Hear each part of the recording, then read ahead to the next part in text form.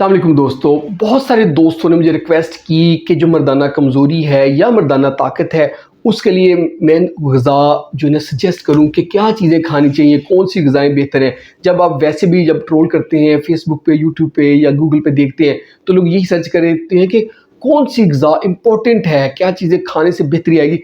लेकिन मैं आपको बताता चलूँ कि यहाँ पे जो तस्वीर का दूसरा रुख है वो ज़्यादा इंपॉर्टेंट है। यानी कि यहाँ पे इंपॉर्टेंट ये है कि कौन सी ग़िज़ा नहीं लेनी, खाने में क्या चीज़ नहीं लेनी, ये जो है ना बहुत इंपॉर्टेंट है। तो मैं स्टार्ट करता हूँ मैदे से। जो वाइट फ्लोर होता है, जो मैदा होता है, उसकी बनी हुई चीज़ें नहीं लेनी। जैसे bakery items cake, biscuit, nimko जो पूरी होती है, जो दूध में बना हुआ नान होता है, और दूसरा आम जो नान है, शीर माल होता है, ये चीज़ें बिल्कुल नहीं लेनी, ये मैदे से बनी होती है। इसके अलावा जो समोसे होते हैं वो भी मैदे से बने हुए होते हैं, वो भी नहीं लेने। बेकरी की आइटम यानी कि नहीं लेनी, खासतौर पर बिस्किट्स वगैरह। दूसरा फैट, चर्बी वाली चीज़ें नहीं लेनी, चर्बी वाला गोश्त नहीं लेना।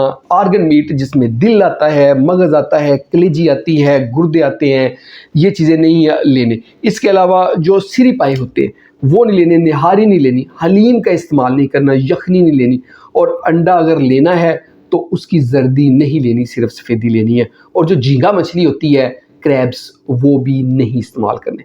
चर्बी के साथ साथ हम बात करें जो तली हुई चीज़ें हैं जैसे समोसे और पकोड़े, इनका इस्तेमाल नहीं करना। कुछ लोग जो हैं वो आलू के चिप्स इस्तेमाल करते हैं, उनको अवॉइड करना है। इसके साथ साथ कुछ लोग बैंगन को तल के यूज़ करते हैं या कुछ भी तल के लेते हैं। जो तली हुई चीज़ें हैं ऑयल में या घी में, वो बिल्कुल नहीं लेनी। और जो दूध है वो 2 दफ़ा बलाई उतार के लेना। दूध को गर्म करना है, ठंडा करना है, बलाई आएगी उतार लेनी है, फिर गर्म करना है, फिर ठंडा करना है, बलाई आएगी फिर उतार लेनी है। ये अब स्किम मिल्क बन गया है, ये वाला दूध इस्तेमाल करना है। इसी दूध से बना के खीर लेनी है। अदरवाइज़ आम जो खीर है वो नहीं खानी, हलवा जात नहीं खानी, और आइसक्रीम का इस्तेमाल नहीं करना। दूध की जो बनी हुई चीज़ें वो नहीं लेनी, लेकिन दूध अगर पीना है या दही लेना है तो वो जैसे मैंने स्किम करके बताया वो लेना है। इसके साथ साथ जो घी है ना उसका इस्तेमाल बिल्कुल नहीं करना, मक्खन का इस्तेमाल नहीं करना, मार्जरीन का इस्तेमाल नहीं करना। इसके अलावा मलाई जो है, जो बालाई होती है, वो बिल्कुल नहीं लेनी। अचार जो है वो नहीं यूज़ करना, पनीर का इस्तेमाल नहीं करना जो चीज़ होता है, और मायोनीज़ का इस्तेमाल नहीं करना। और जिस खाने में, जिस चीज़ों में, जैसे पिज़्ज़ा है, लोगों को मैं मना करता हूँ कि आपने मायोनीज़ का इस्तेमाल करना, आपने चीज़ का इस्तेमाल करना। नहीं, हम मायोनीज़ चीज़ बिल्कुल इस्तेमाल नहीं करते। पिज़्ज़ा खाते हैं, हाँ जी पिज़्ज़ा खा लेते हैं, तो पिज़्ज़े में तो डलता है ना। देखिए जो चीज़ भी आप खा रहे हैं और उनमें ये चीज़ें डाल रही हैं तो वो आपने नहीं इस्तेमाल करनी। इसके साथ साथ हलवा जात जो होते हैं, मिठाइयाँ होती हैं, चॉकलेट्स होती हैं, ये चीज़ें इस्तेमाल नहीं करनी। ये वो चीज़ें हैं जिनको आपने बिल्कुल छोड़ देना है। चीनी जो है, चीनी का इस्तेमाल कम से कम करना है। और आगे हम बात करेंगे कौन सी चीज़ें लेनी है, खानी है।